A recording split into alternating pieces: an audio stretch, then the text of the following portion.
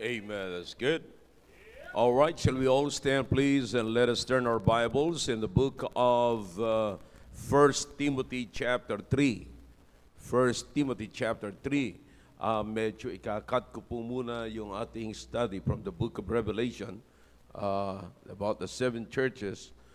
But I want you to say something here sa ituturo ko po sa inyo sa gabing ito. All right? 1 Timothy chapter 1 in verse number 15. 1 Timothy chapter 1 in verse number 15. Are you with me now?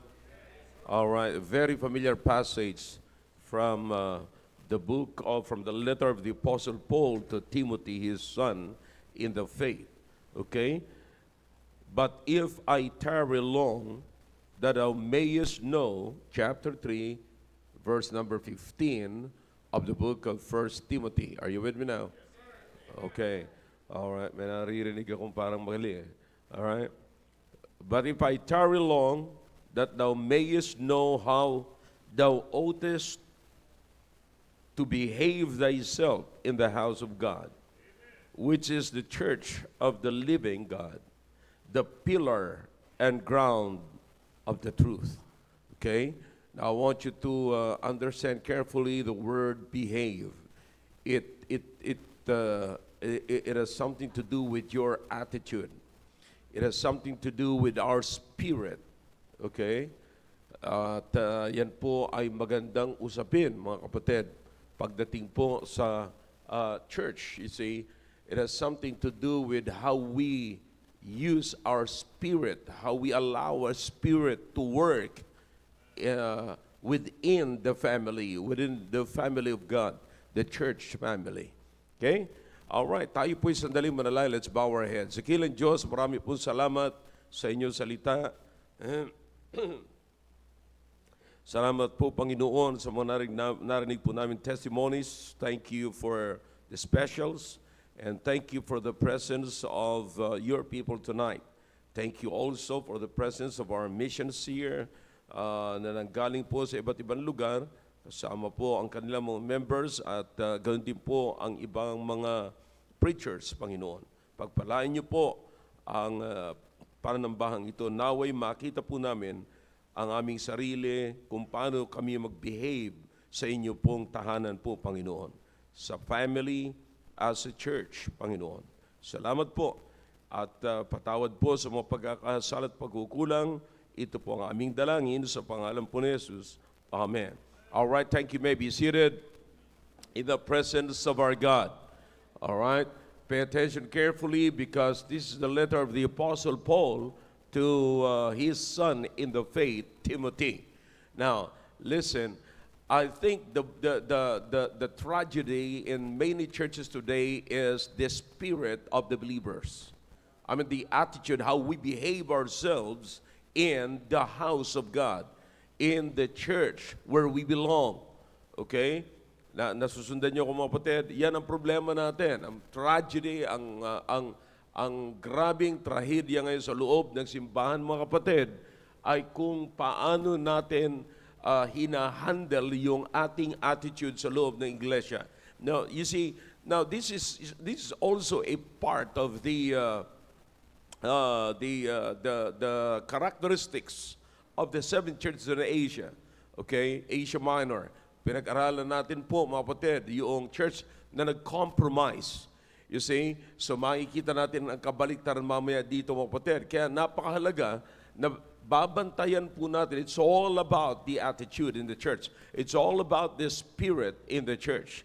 You see, behavior has something to do with our attitude. Are you into now? Okay. So, yung behavior mo, kapatid, it has something to do with our attitude, with our spirit, and how we handle the spirit, ourselves, in the house of God, and even in the family of God. Now, so makikita natin dito na si Paul, panahon pa man ni Paul, at alam naman natin mga kapatid na si Timothy, the Apostle Paul was very concerned about Timothy because Timothy was young when he handled the church. You see, when he became a leader of the church. So, napaka ano pa ni Timothy. Kaya inalalayan talaga siya ni Paul na kung paano niya bibigyan o paano niya i-manage yung church. Paano niya pagpapasturan yung church. You see, at ang kanyang pagpapasturan, mga kapatid, tandaan niyo mabuti, ay mga matatanda back in the culture of the Jewish people. Pagka matanda ka doon sa mga Hudyo, igagalang ka. Kahit, basta nagre-respect talaga sila sa age, mga kapatid. But etong pagkakataon kay Timothy kakaiba.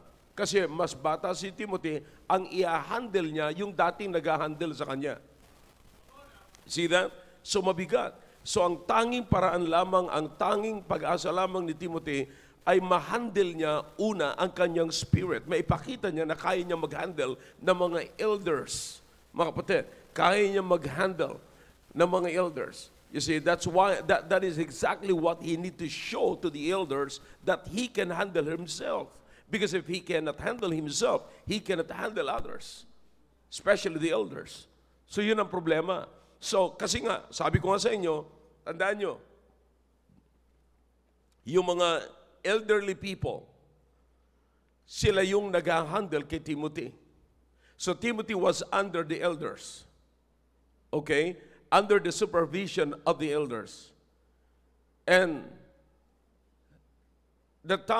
dumating yung time, mga kapatid, na si Timothy na ang nag-handle na sa mga elders.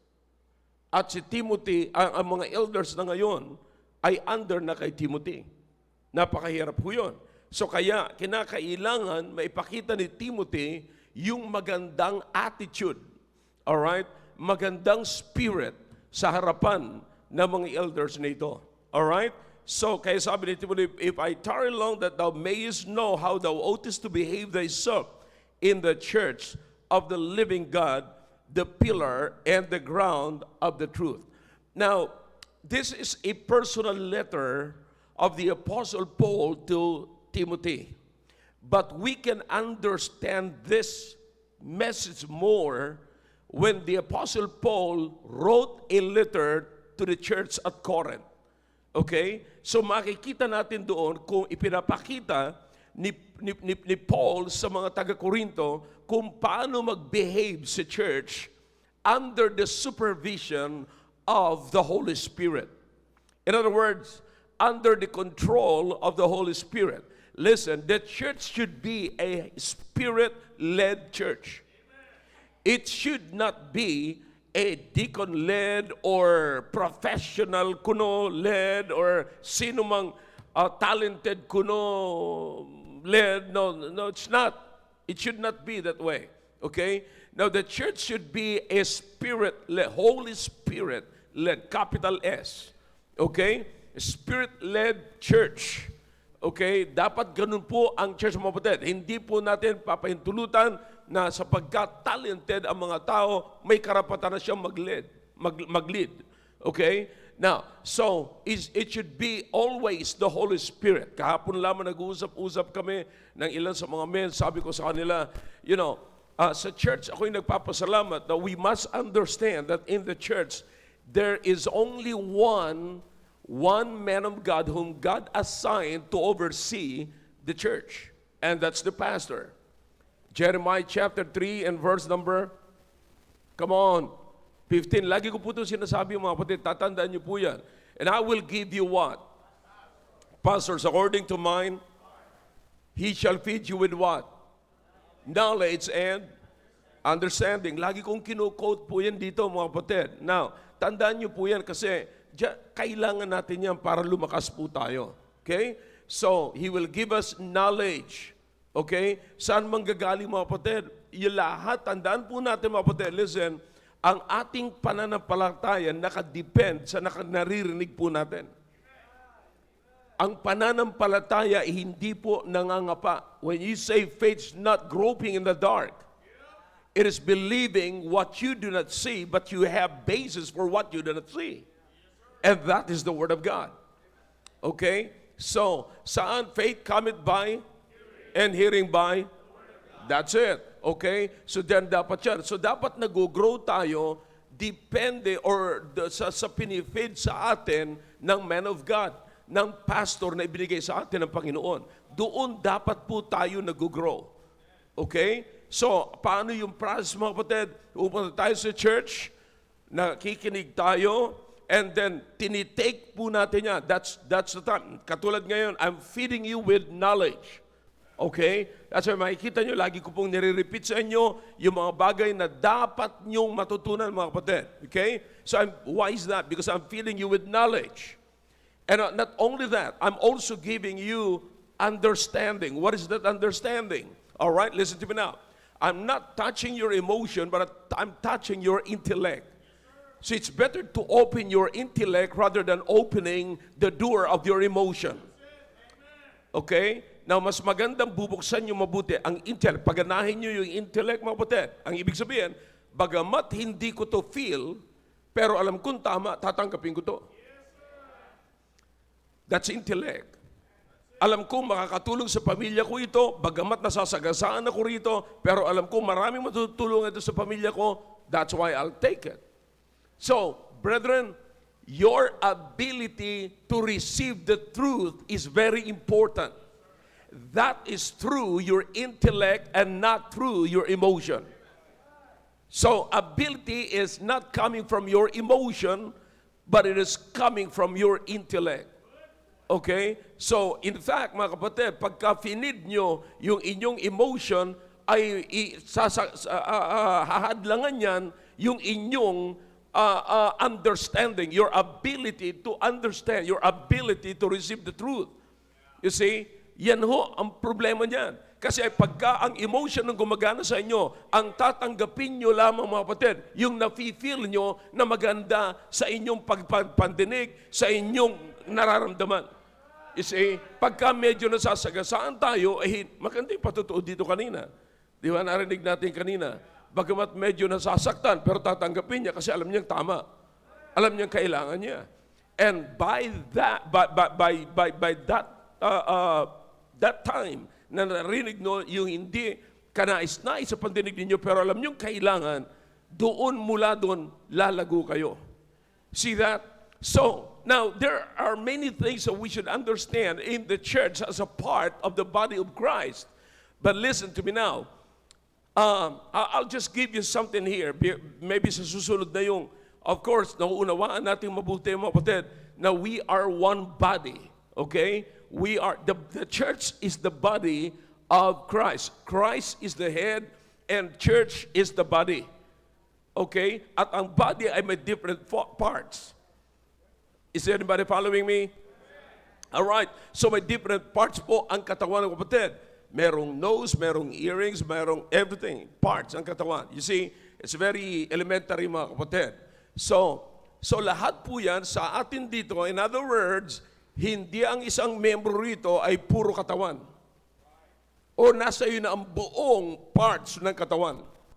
No. Maybe you are the ear. Maybe you are the eyes. Okay? Now, to complete the body, kailangan natin yung katawan, kailangan natin yung paa, kailangan natin yung kamay, kailangan natin yung tainga, kailangan natin yung mata, kailangan natin yung ilong, kailangan natin yung bibig. Alright? Pero sinasabi ko sa inyo, wala ritong one church man. Na pagka nawala ka rito, nawala na ang lahat. Wala pong ganon. Sinasabi ng Panginoon, to complete the body is, there must be what? Ears. Then what? Eyes. Okay? At ang bawat bahagi dyan ay hindi pwedeng minusin niya ang bawat at ang ibang katawan, ang ibang parts. Okay? Hindi pwede sabihin sapagkat hindi siya ang tainga at siya yung mata, hindi na po siya bahagi ng katawan. Hindi naman ako si tainga. Ang importante lang naman dyan, si mata. You see? So hindi ganun, mga kapatid. Pinapahayag po yan ni Paul doon po sa aklat ng 1 Corinthians chapter 12. If you have your Bibles now, you turn your Bibles in the book of 1 Corinthians chapter 12.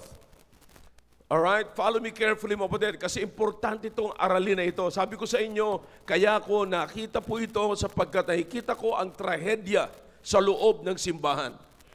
You see, dito po nakasalalay. Pag hindi ho natin naunawaan ng mabuti ito, no? Pag hindi po natin naunawaan ng mabuti ito, kapatid, sasabihin ko sa inyo, wala hong magiging maayos na simbahan. Alright? Now, you see, so in this, beginning from verse number 14, makikita po natin in 1 Corinthians chapter 12, we're speaking of the body as the church as the body of Christ. And who is the head? In the book of Ephesians, Christ is the head. Or the book of Colossians chapter 1 in verse number 18. Okay? Colossians chapter 1. You don't need to turn to it. Just write it down just for the record. Colossians chapter 1 verse number 18. The Apostle Paul spoke to the Colossians, to the Colossians that Christ is the head of the church. All right? I hope you get that. Okay? Now, so the church now is the body. All right? Now, in verse number 14 of the book of 1 Corinthians chapter 12, here's what the Bible says. Paul said, for the body is not what? Come on now. Not one member, but what? How many? Many. All right? Many. All right? Verse number 15. If the foot shall say, because I am not the hand, I am not of the body, is it therefore not of the body? Okay? Now listen, if one member of the church say, I'm not important, pag sinabi niya, I'm not important as you are, does it mean that he's not a member of the church? He's still a member. Because he is a part of the body. Because sabi ko nga, walang isang tao na church. No one can say here, I am the church. No, you are not the church. Because the church is the what? Assembly of all baptized believers. See? Yan ho ang church. You cannot say, I am the church. No, you cannot say that. Hindi mo pwede sabihin yan na ako ang church. No. I am a member of the church. I am a part of the body. I am not the whole body. I am a part of the body. All right? Now listen, alam niyo kapatid, dapat nating maunawaan ito kasi hindi man yan ang pinaniniwalaan natin, pero yan ang ginagawa natin. We act like we own the church and we are the church. You act like you are the church. You are the most important part of the church. You have the most, you are playing the most important role in the church. See, so a lot of people in the church have been affected by that. You see, naapektuhan po sila. Nag-feel sila ng kawawa, kapatid. Na-feel nila na sila inferior, kapatid. Because of that kind of spirit. Because of that kind of behavior. You see? Now listen, may mga bagay, mga kapatid, sa 7 churches na pinag-aaralan po natin, lahat po doon ay may commendation ng Panginoon, pero lahat po doon ay hindi, among 7, may 6 doon na mayroon po sinasabi ang Panginoon na, I have somewhat against thee. You see that? Now, paano natin may iwasan to? Kung nangyari dyan sa Church of Philadelphia, small church, na walang sinabing against ang Panginoon, Pwede bang mangyari yon sa Fort Bonifacio? How do you like it? Come on, talk to me if you can. Now, you might say, naalanganin kayo kasi alam nyo kayo may problema eh. But if you know you have no problem, then you can shout out amen for that. See that? So it's the spirit. Behavior is killing. Our bad behavior, our worldly behavior, our worldly spirit and attitude is affecting our church. So isa lamang po ang tinawag ng Panginoon, mga kapatid, sa church na mag-lead, mga kapatid, pastor. And from there, ang pastor ngayon, ang God gave him the power, the right, and the the wisdom on how to put the spirit of the church in one. Okay? How to build a one spirit in the church. Okay? Now, kasi minsan kapatid, naapektuhan tayo ng tinatawag na spirituality and carnality. Kasi hindi na natin ma-define yan habang tumatagal tayo sa church. Okay, mamaya, just get ready. Babalikan ko po yan. So makikita niyo po sa church dito mga kapatid, sinabi ni Paul, as a body, the body is many. Not just one part. Marami. So, at wala hong pwedeng magsabi, wala hong parts ng katawan natin na inferior sa isang part. One more time. I don't want you to miss that. Okay? There is no part in our body that is inferior from other parts. Okay? Walang bahagi sa katawan natin, mapatid na sabihin natin, inferior ito. Sa 5 daliri natin, merong hinlalaki at merong hinliliit. Alright? Pero hindi ang ibig sabihin, kung hinliliit, ito ay inferior na siya kay hinlalaki. Talk to me. Di ba? So, ganun po mga kapatid. Sana maunawaan po natin yan. Same thing in the church. Gaano man po tayo na maaaring minority po tayo sa sosyudad, pero hindi po tayo minority sa family of God. Did you get that? One more time. You might think that you are minority in the society, but you are not minority in the church.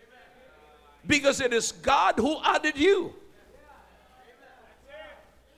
Acts 2:41. It is God who added you into His body. It is His body, and it is His right to add whom He wants to add. Whom He wills. Alright? Siya ho ang may karapatan. Sapagkat ito ay iglesia ng Panginoon, ay siya rin ang may karapatan na magdagdag po rito kung sino man ang gusto niyang idagdag. Alright? Wala na ho siyang dapat konsultahin pa ang mga club pa or grupo o fraternity pa sa ibabaw ng lipunan ito para lamang sabihin na pwede ba siyang idagdag dito sa inyo? Ay okay na kami rito, ayos na yung spirit namin dito, hindi namin siya kailangan. No sir. See? So it kills the church. It kills actually the very purpose of the church. The fact that when the Lord Jesus Christ established the church, what did the Lord Jesus Christ say? Peter, upon this rock I will what? Build my. It's not yours. It is my church. And because it is my church, I have the power. That's why even the gates of hell shall not prevail against it. Why? Because it is my church. It is my power. It is not human power, it is not human talents, but it is the Spirit of God. Alright? So makikita niyo po, kapag hindi na ho nanggaling mga kapatid, at minsan may mga tao na iniisip na lamang natin, talented ang taong ito, siguro pwede na itong manguna sa church. Listen, if that talent ay hindi po nanggaling sa Panginoon, if that talent comes from the human, wisdom, human wisdom, kapatid, it won't take long. It will fail. Magpi-fail po yan. Alright? Now here's the thing, kapatid. Notice here. Alright? I hope maliwanag po sa inyo. One body, walang tinatawag na one-man church. Okay? Now, let's go to verse number 1. Chapter 12. Okay? Here's the thing. Now concerning what? Spiritual gifts. Not spiritual talents. I like how the Apostle Paul used the word here. Used the word gifts. It's different from talents. You see? Yeah, sabi nila, well, a talent could be a gift. Oh yeah. Pero hindi ganun sinabi ni Paul dito. Sinabi niya dito, mga kapatid, gifts. Why is that? In order for us to understand what we have. What is a gift? Most of the time, we give gifts to aid something. Di ba? Isa, sabi ko nga niyan, pagka nanliligaw yung babae sa lalaki, vice versa, minsan marami rin namang mga babae namimigay para bigyan siya ng pansin. Yeah. Kani-kanina lamang may kausap akong ganyan, mga kapatid. Totoo yan. Isa na naman pastor, somewhere in Bulacan, nawala. Oh, bakit? Dinay siya sa regalo ng babae. Tapos yung babae ay nag-assume na sapat nagbibigay siya, ito namang si lalaki siguro dahil sa mga binibigay, siya yung pastor doon sa mission, tinanggap naman ng tinanggap. Hindi man po ito chismis, bahagi ho ito ng mga kapatid ng illustration ko. Okay? So, tinanggap nitong isa. Tapos, syempre naman, alam nga namang maging anong tawag doon sa, masungit ka doon sa binibigyan ka na nga, masungit ka pa. Oh. So, bumait naman tong lalaki. Pero nag-assume naman yung babae na mayroon na silang relasyon. You know, yan ang pinakampangit mga kapatid kapag ang babae nag-assume. Mas mabuti pa yung nagre-resume kaysa mag-assume. You see?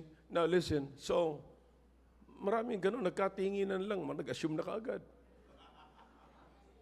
So nag-assume yung babae mga kapatid. Ayun. Nung sinabi na nung lalaki, hindi, wala kami relasyon yan, wala kami ganyan, wala. Ayun na, tanggal siya sa pagkapastor. So you understand what I'm saying? Alright. Now, but I'm saying mga kapatid, gifts ay ginagamit yung gifts na pambigay, pangdagdag. Paraan yan. But that's not the main thing. The gift is not the main thing. Gift is just, it is an aid for the main objective. Okay? To make it easy. It helps to attain the main thing, the main purpose. Are you following me? Okay? Kaya nga po mga kapatid, napakahalaga po ito na maunawaan po natin. So here's what the Bible says. Now concerning spiritual gifts, brethren, I would not have you ignorant. You know that you were Gentiles, okay? Kasi halo-halo na po rito sa Corinto, halo-halo na po yan.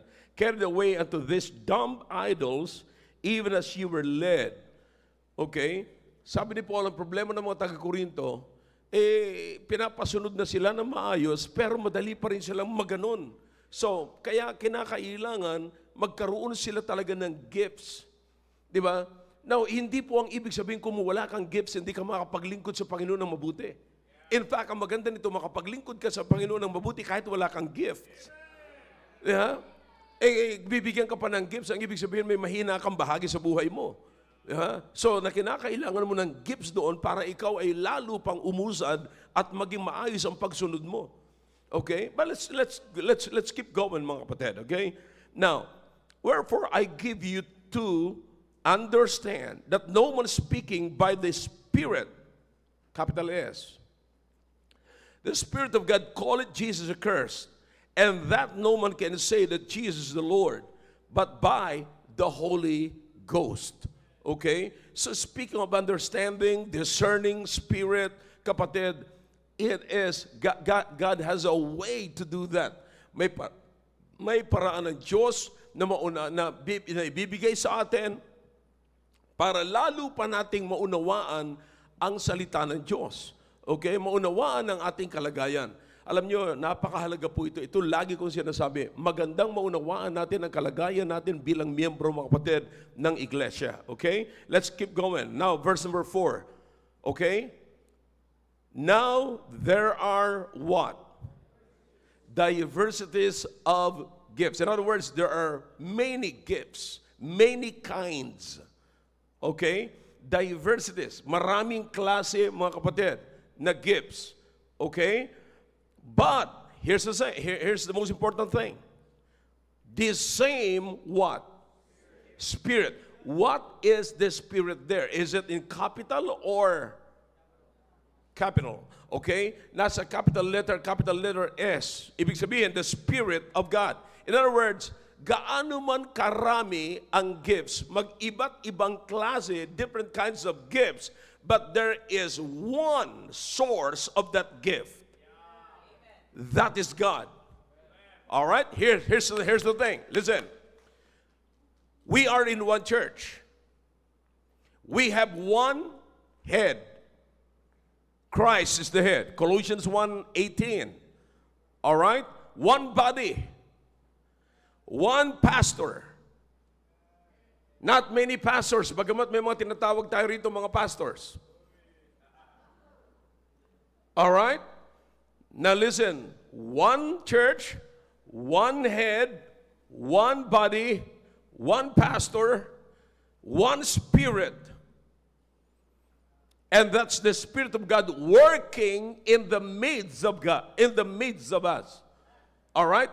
Working in the church. Isang Spirit lang. Hindi po pwede magsabi, ako, yan ang conviction ko, yan ang sinasabi sa akin ng Banal na Espiritu. Sabi ng isa, ito rin naman sinasabi ko. Ito rin naman ang leading sa akin ng Holy Spirit. Ang tanong ko, ba't nag-aaway-away kayo? Alright? Here's the thing, kapatid. Okay? Now, here's the thing. Follow me carefully sapagat maganda ang ending nito mga kapatid. Hindi patay ang bida. Alright?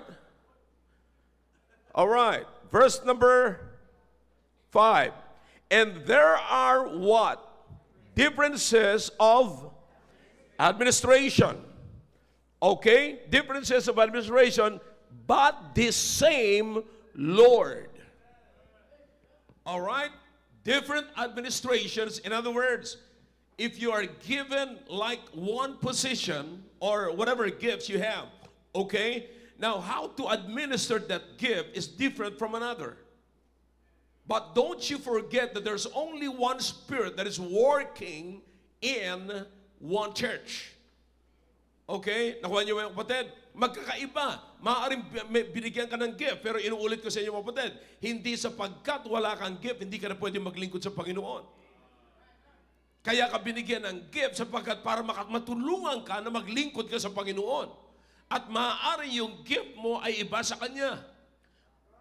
Now, listen, sapagkat magkaiba kayo ng gift, magkaiba kayo na binigay na gift, iba ang binigay dito at iba ang binigay dito. In other words, different administration din. Now, how you administer your gift is different from another. Because kung ang ibinigay sa iyo ay mag-preach, that's the way. Sige, gawin mo yan. That's how you administer your gift. And you must administer it properly and accordingly, according to the gift that is given to you. All right? Same thing. Likewise, dito man, kung ang binigay sa kanya ng gift is to sing. Okay? See? So, ganun siya mag-a-administer din, mga kapatid. Iba ang pag-a-administer niya. So, you understand that? All right, listen na, follow me. Maaari sasabihin nyo, palaging ganyan, naririnig ko na rin yan. At medyo pamilyar na sa akin yan. All right, let's see. Okay, now, so let's keep going. So, iisa lamang po. Verse number 6, and there are diversities of operations. You see, so different administration and different operation. Okay? Now listen, how you operate through with your gifts. Okay, how you operate. Listen to me now. That is not the whole thing. Ibig sabihin, ako bilang pastor, okay, binigyan ako ng gift ng Panginoon. Okay? Ang bibigay sa akin ng gift ng Panginoon, ayon sa panawagan niya po sa akin. Hindi para ako tulungan na mawala sa aking gawain, sa aking ministry. Kundi lalo pang parang maging effective ako sa ministry. So you understand that? So ganun dapat mag-ooperate, remember that, ganun dapat mag-operate yung aking ministry. Bakit? May gift ako na galing sa Panginoon na makakatulong doon sa operation ng ministry na binigay sa akin ng Panginoon. I hope you get that. Okay? Now, so different administration and different operation. All right, maliwanag.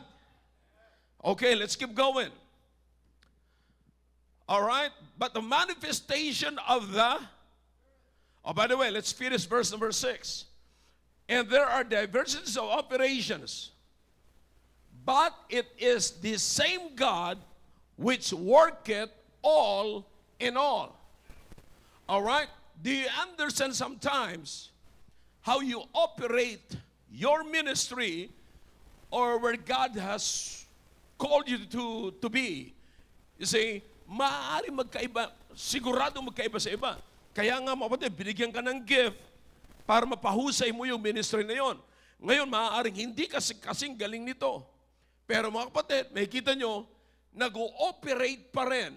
Always in operation, kapatid. But listen to me now. Just keep going. This is a great encouragement because you have to keep going. Why do you need to keep going? Because God is still working. The Bible is very clear that God is working all in all. Nagtatrabaho po ang Diyos. Kaya tuloy-tuloy lamang po, mga kapatid, yung ating ministry, tuloy-tuloy lamang yung ginagawa mo sa Panginoon. Now, verse number 7. But the manifestation of the Spirit is given to every man to profit withal. Can you see that? Whatever the result of your ministry is a profit of all the body. In other words, kapatid, the whole body will profit sa gawain, sa trabaho ng isang miyembro or part ng iglesia na binigyan ng Diyos ng gift pagka siya ay nagtrabaho. Hindi ho siya lamang ang magtatrabaho. You see, now listen to me now. Now think about this, na kung sarili mong talent ang gagamitin mo sa gawain, sa'yo lang yun. But do you understand that when God gave you a gift, the whole church will profit from it. So that is God's design. God's design for your gift, for the gift that is being bestowed to you, is not for your own glory and honor, but for the glory of the church. Why? Because God gets glory from the, come on, talk to me if you can, from the church. You see? So yan ang purpose, kapatid. Hindi ka bibigyan para sa iyong sarili para may ipagyabang ka. Kundi binigyan ka ng Panginoon ng gift para magamit mo, kasi kung ikaw lang sa sarili mo, hindi, ikaw lang makikinabang yan. Kaya nga ang talento mo para sa iyo lang yan. Yung pinagmamalaki mo sa labas, para sa iyo lang yan. Pero pagkagaling sa Diyos, makikinabang ang buong church niyan. Now listen to me now. So here's the thing. Okay? Now keep going, keep going. All right. Here's verse number 8 now. For to one is given by the capital or small? Capital, God. The word of what? Wisdom. You see that? For to one. Now what is the next phrase? To what? What is the next word? You see that? To another. Na ang ibig sabihin, hindi na ikaw. To another na nga eh. Now listen, simpleng salita ito, mga kapatid. Pero lumalabas na malimit, ito ay hindi natin nauunawaan. By what? Thinking that all the gifts belongs to one. And the worst of all is that, kuhanin mo sa akin yung gift mo, ha? Diyos ang nagbibigay. Hindi tao. Pero meron minsan, mga kapatid, nakakaisip, na akala mo siya ang lahat ng pinanggagalingan ng gift. Come on. You see, it should not be that way. You see, number one, hindi mo pag-aari ang church. Walang taong pinanggalingan ng gift na, tambakan ng Panginoon ng gifts. Bakit? Ibigay mo rin yan sa iba. Nainiwala po ako sa pagtuturo sa iba. But listen to me now. We're talking about the spiritual gifts here, mga kapatid. Okay? Now, let's keep going. Para maunawaan po natin. Okay? Where are we now?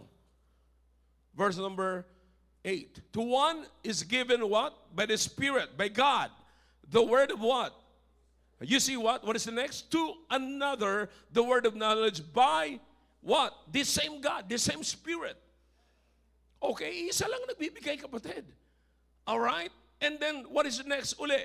To another, the word of knowledge. By what? The same Spirit. Verse number 9. To what? Another na naman. So napansin nyo, kapatid, hindi sa iisang tao. Hindi sa iisang tao. Verse number 9, to another faith by the same Spirit, to another gifts of healing by the same Spirit. Verse 10, to another the working of miracles, to another prophecy, to another discerning of spirit, to another diverse kinds of tongues, to another the interpretation of tongues. But all this worketh that one and the same Spirit, dividing to every man severally as God what? Wills. The He here is God. The He here is a capital letter S. Spirit, God. Yan ang ibig sabihin, nanggaling sa Kanya at Siya ang namimigay. Ibinigay po sa isa, sa isa, sa isa, sa isa, sa isa, sa isa, sa isa, sa isa, sa isa, to profit with all.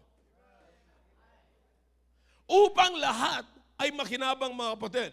Lahat. In other words, here's the thing. To profit with all. Para mapakinabangan ng isa't isa. Para mapakinabangan ng lahat. So in other words, kung meron kang gifts of healing, okay, binigay sa iyo ng Panginoon para mapakinabangan ng lahat. Okay? But listen, you're not complete. The church is not complete without the other person whom God has given gifts. So in other words, kapatid, kailangan ko to. Kailangan ko to. Kailangan ko to, itong knowledge nito. The word of wisdom, kailangan ko to. Kailangan ko to. Kailangan ko to. Lahat ng binanggit dyan, mga kapatid, kailangan po natin. So listen, the sad part in our church, kapatid, pag nagkaroon tayo ng feeling na hindi ko kailangan ito.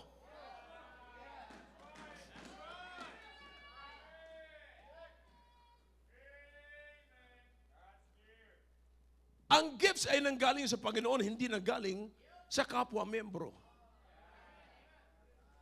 Pero pagka meron tayong gifts, special, na alam nating, parang nasa atin din yung power. And because we have the power, we just thought that we have the power na magsabing, hindi kita kailangan. Kapatid, gaano kaganda ang simbahan natin kung lahat ng nami-mention dyan na may gifts at binibigyan ng Panginoon ng gifts ay nandito present lahat. Do you understand why you don't need to miss the church?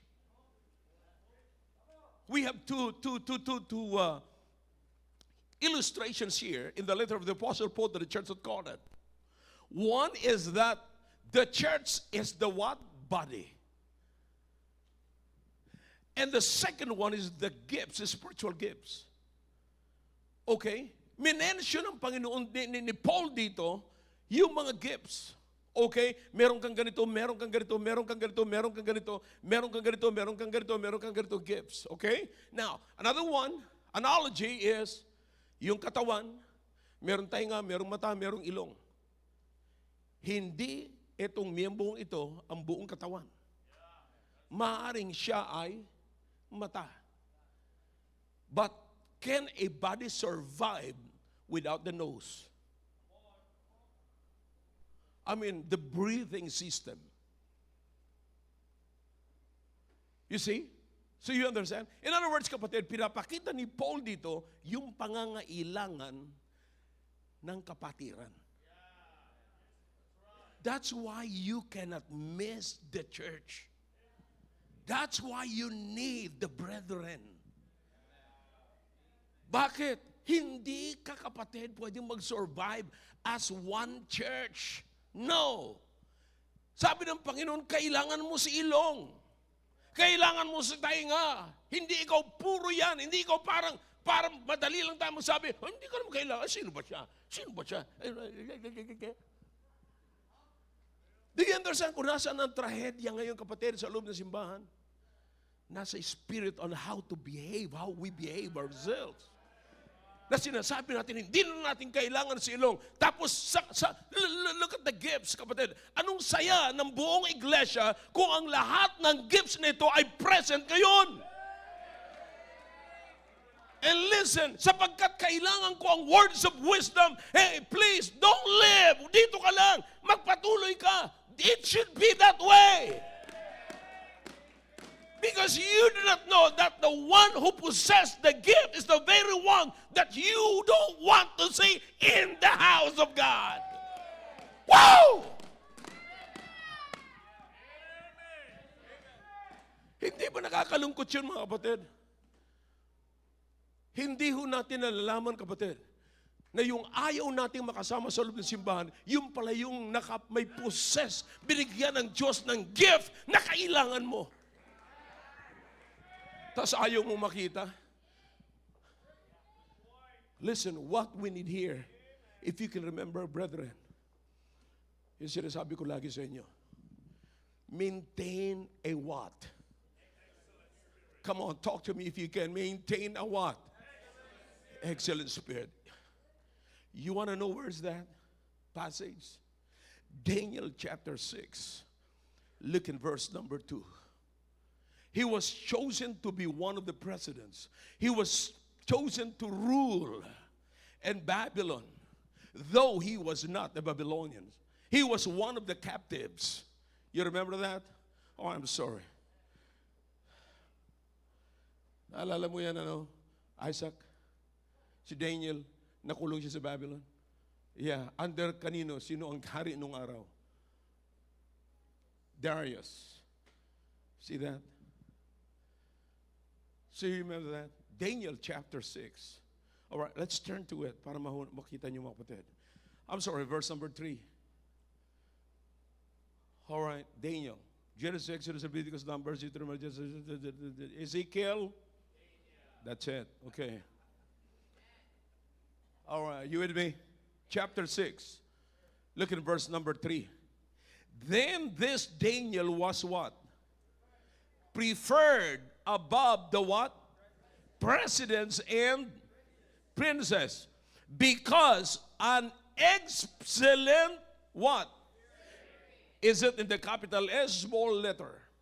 Small. Referring to his what? Attitude. Referring to his character. Referring to his behavior. He's got an excellent spirit. And the Bible says, was in him. An excellent spirit was in him. Hey, follow me carefully. It was, the Bible did not tell us an excellent talent, but an excellent spirit. Kapatid, hindi natin kailangan ng excellent talents kumpara sa atin yan, kapatid, sapagkat hindi yan mapapakinabangan ng maraming tao.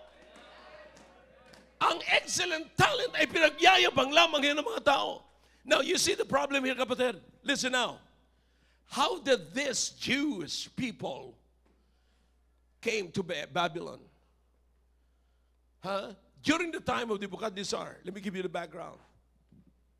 Nagapi ang Jerusalem, mga kapatid, sa panguna ni Nebuchadnezzar. Dinala sila, lahat ng mapapakinabangan ng tao, kasama na po doon si Shadrach, Meshach, and Abednego. Pero hindi po yan ang mga pangalan nila.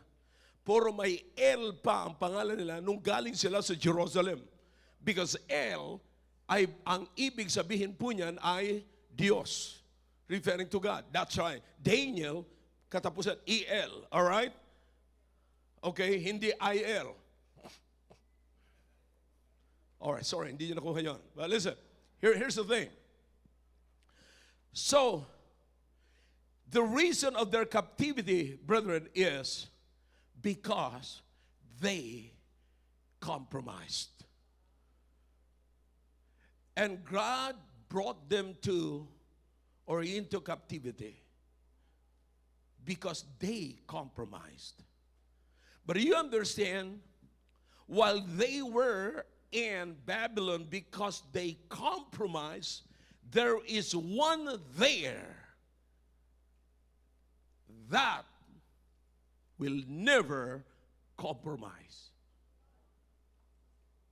And that is Daniel. So you see here, kapatid, kung paano niyo maintain. Naalala niyo na nagpadala ng decree, at kaya nagpadala ng decree, kapatid, pag tuloy-tuloy niyong binasa ho yun, makikita niyo na pinag-initan siya. They were envied by the presidents and the princes. Kinainggitan po siya. Bakit? Sapagkat hindi naman talaga siya Babylonians. He was a captive. And listen to me, brethren, because he was a captive, these presidents and princes, Daniel was under them. Tapos all of a sudden, David was chosen to what? To be above the presidents and princes. Abay, sasabihin nila, sino itong tao? Hindi naman ito Babylonian na. Captive to. Servant natin to. He is a servant. Now he will rule us. Now get this. Don't you forget this, brethren. People are trying to tear you down and envy you because they are scared of your future. Did you get that? They will always, listen now, listen to me. Hey, everybody, look at this way. People will always talk about your past. They will always talk about your past. Why? Because they were afraid of your future. Sino ba to? Pinag-uusapan, ang nakikita lamang nila, yung past ni Daniel. Ikaw ay isang Hudyo, ikaw ay isang alipin lamang namin, ikaw ay isang captive lamang. Ngayon, ganyan ka? No. Kasi ang kinakatakutan nila na isang araw, yung taong under sa kanila, sila naman ngayon ang under. Wow! Kapatid, it is because he was brought to a high position, to a higher position, because of his what? Talk to me if you can. Excellent spirit. That's it.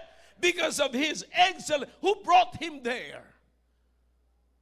The letter, capital letter S. Who gave him the right spirit, an excellent spirit? God.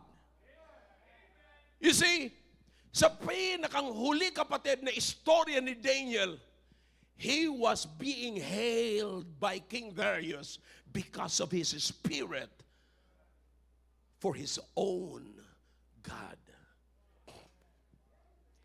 Nakita nyo?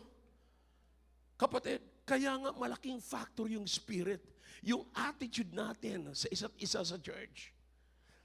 Kapatid, bakit natin ibabagsak, i-disapprove ang taong kailangan natin, na samantalang kailangan natin, dapat nating i-lift up? Man, I'm telling you, you just don't know kung gaano nyo kailangan ng isa't isa. Kapatid, mag-iingat kayo. Baka nandiyan kayo sa kalye at walang ibang tutulong. At ang Diyos nagpadala. Yung kapatiran na ayaw mong makita sa loob ng simbahan. Oh! Hindi ka na makalakad, hindi mo mabuhat yung motor mo. Walang ibang nakakita sa iyo, bumaba pagaling sa jeep. Yung ayaw mong makita sa loob ng simbahan. Yung minimenos mo na pagdating ng kainan, walang contribution.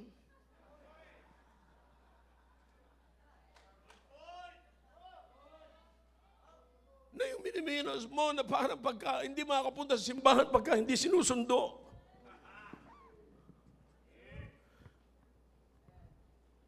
So do you understand what I'm saying? Maraming mga taong magagaling mag-usap sa nakaraan kasi takot na takot sa future ninyo. Ito, dati ko lamang itong estudyante. Ngayon, gagawin niya na akong estudyante. Hindi pa pwede yan. Sa akin ka lang natuto. Ngayon, tinuturuan mo na ako. Dati, wala ka naman dito. Nagsimula ang gawain eh. Ngayon, akala mo kung sino ka na. Kapatid, sa halip na tayo mag-isip ng ganyan, ang isipin na lang natin, kailangan natin talaga ang isa't isa. And that's the way how the Lord Jesus Christ built the church and how the Lord Jesus Christ designed the church. In other words, you cannot get out from this church. Why? Because you are playing an important role in the house of the Lord. That's why I cannot miss the services. Why? Because God gave me the gifts that a lot of people are waiting, that a lot of people need.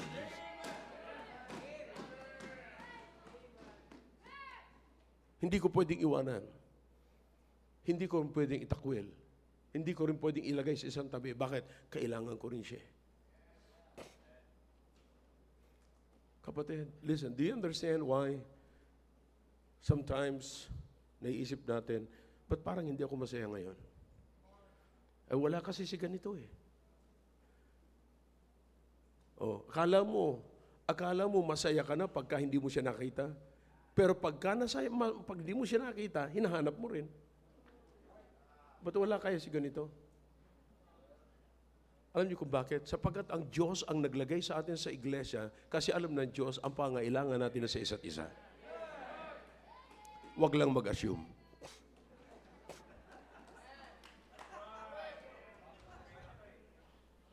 So you understand what I'm saying?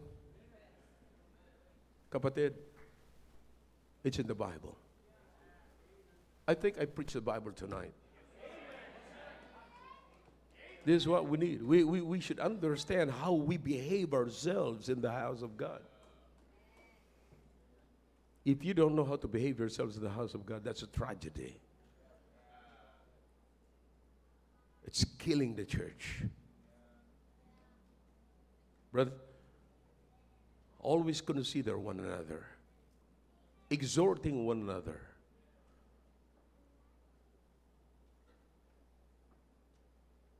Kaya pag nakita po natin, si Daniel, nasaan na si Daniel? Nakaangat na ng mataas. Malayo na ang naabot niya. Yung mga taong dating nag-a-under sa kanya, ngayon under na sa kanya. Malungkot. So always put this in your mind. Pag may mga tao na lagi na lang pinag-uusapan yung past ninyo, huwag nyo na lang pansinin. Kasi takot yan sa future ninyo. Na isang araw, baka maging under sa inyo. Yun ang ayaw na ayaw nila. Na yung mga binigyan ng position, na yung mga matatagal na, mag-a-assume ng kanilang entitlement.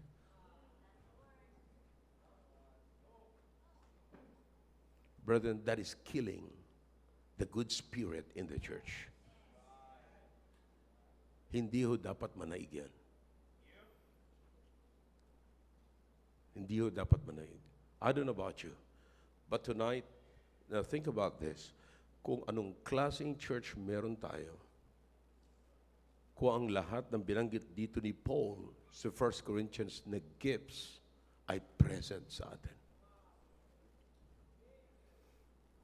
Pastor, pati yung gifts of healing, you can pray. You can pray. Napakarami rito mga kapatid.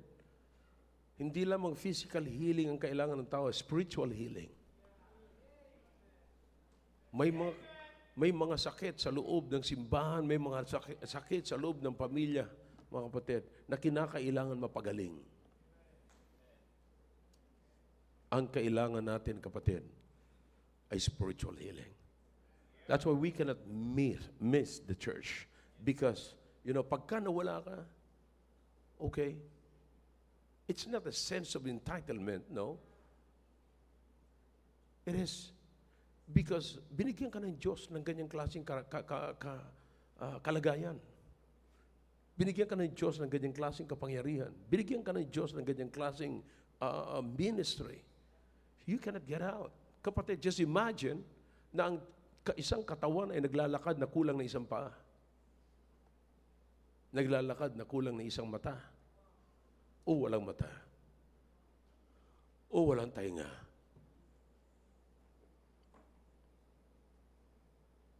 Paano magkaroon ng balance na church? In other words,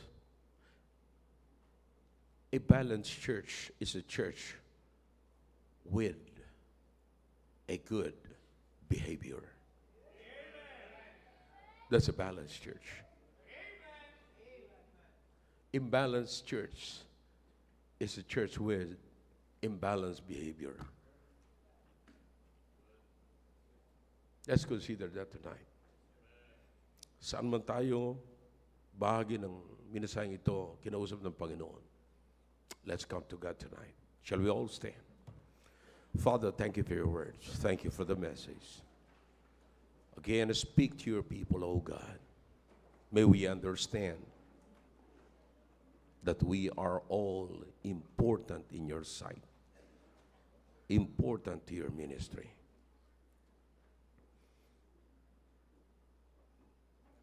Bless your people, oh God, as they come tonight. Your heads are bowed, your eyes are closed. God is speaking to your hearts through that message. Then let's do something. Let's come to God tonight.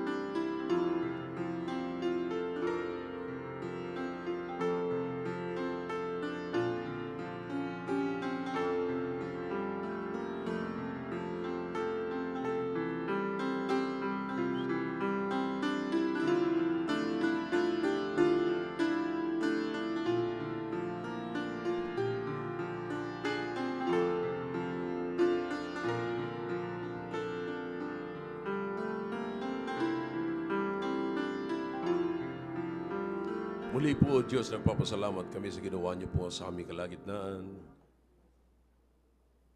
We can sense, O God, the moving of the Holy Spirit in the midst of us and in the lives of your people. Thank you, O God, for bringing us here tonight and allowed us to hear this message. Bless this message to everyone's heart, O God, everyone's life. We could be able to bear everything, bear all things. Thank you. We praise you for what that was done. In Jesus' name, amen. All right, take you back to your seats, please. Well, did you get something?